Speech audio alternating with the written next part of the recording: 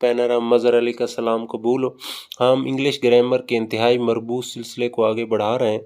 तो आज हमारा बहुत ही अहम इस्तेमाल है जब हमें कोई काम मजबूरी से करना पड़ता है, जैसे मुझे हर रोज़ नहाना पड़ता है, या माजी में नहाना पड़ता था, या फ्यूचर में नहाना पड़ेगा। तो पहचान होती है इसकी ना पड़ता है, हाल में ना पड़ता है, माजी में ना पड़ता था और फ्यूचर में ना पड़ेगा। तो ये तो हो गई इसकी उर्दू में पहचान।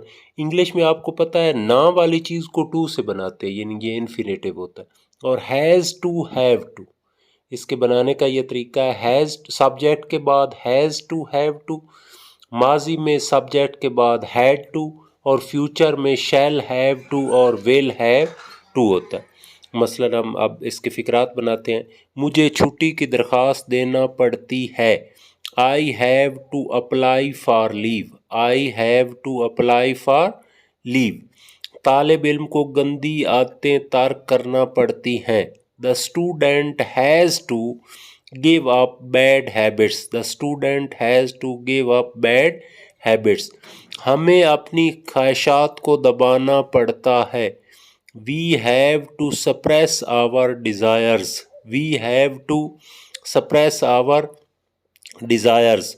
तुम्हें अपने इख्तलाफात को भूलना पड़ेगा, you will have to forget your differences, you will have to forget your differences.